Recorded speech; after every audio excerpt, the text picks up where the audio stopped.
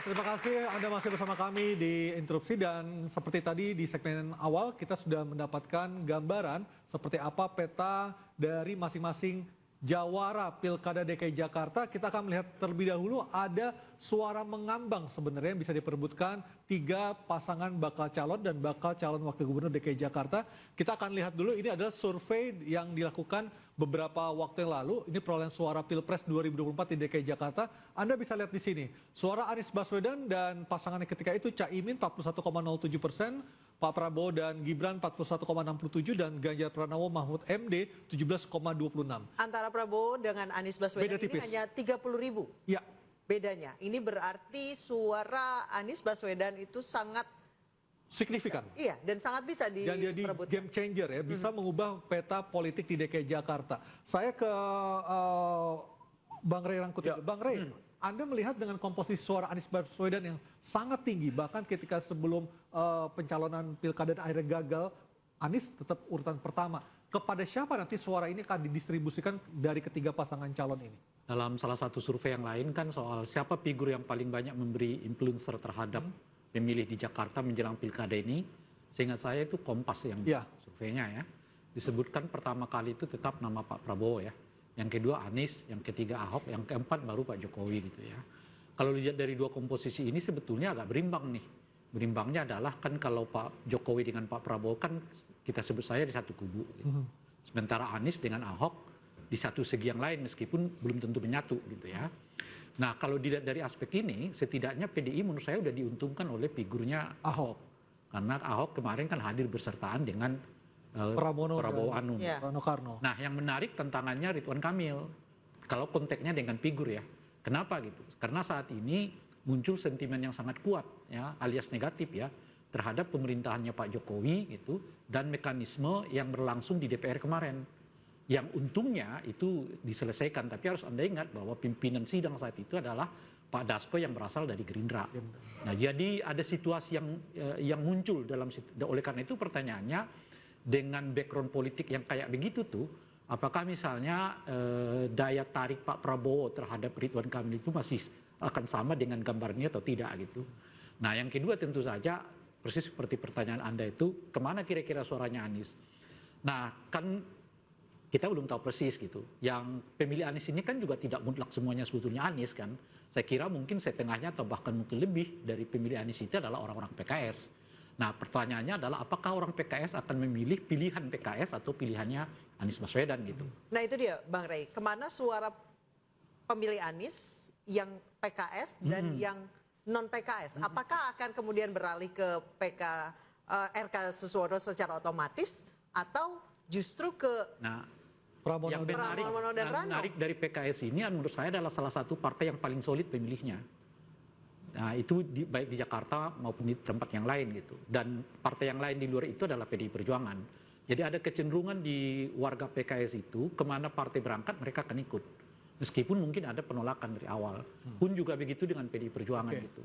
Nah oleh karena itu mungkin asumsi awal adalah pemilih Anies yang merupakan pemilihnya PKS akan ikut dengan PKS. Oleh karena itu, kalau ada tadi 2 juta sekian, kemungkinan besar setengahnya mungkin itu. Nah, kalau diehardernya Anies Baswedan yang non PKS itu kemana? Apa akan otomatis ke? Tidak otomatis, tapi kalau dibuat asumsi akan jauh lebih mudah mereka mungkin masuk ke pemilihnya non PKS dibandingkan dengan pemilihnya PKS. Akan ke Pramono Rano atau ke Dharma Kun? Ya itu saya tidak bisa memastikan. Saya mau mengatakan kelihatan kecenderungannya tidak akan memilih yang diusung oleh PKS, PKB dan Nasdem. Karena ini 3 partai yang meninggalkan Anies padahal sudah menjanjikan untuk dijadikan sebagai calon gubernur gitu. Oke, saya ke Bang Riza. Bang Riza dari amatan Gerindra dan kawan-kawan di Kemplas, apakah pemilih Pak Anies ini akan terdistribusi ke PKS atau seperti apa?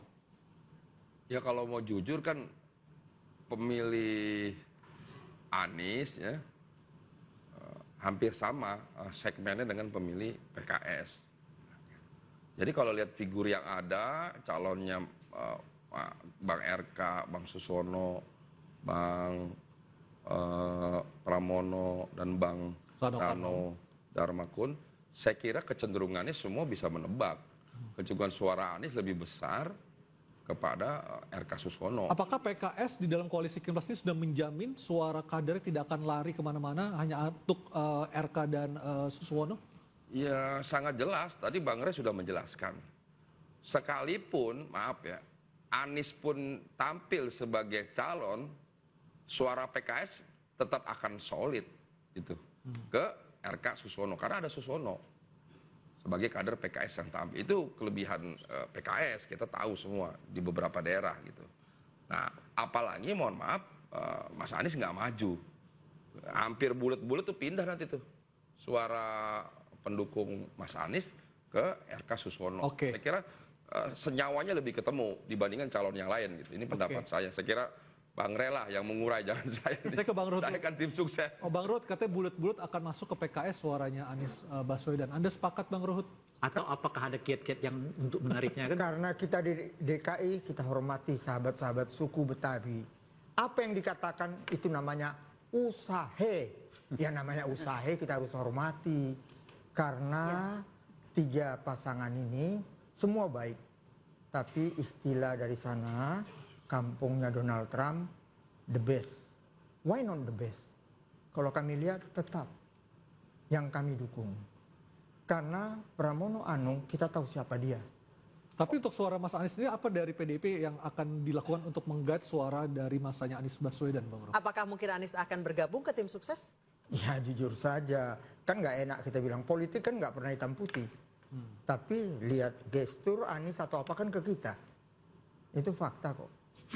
Ya, apalagi hubungan dia yang sangat baik dengan Rano Karno. Dan Rano Karno siapa yang tidak tahu? Sidul anak Betawi. Ya, dan dia sudah membuat tim suksesnya semua orang Betawi. Jadi saya punya keyakinan, apalagi mengenai Jackmania.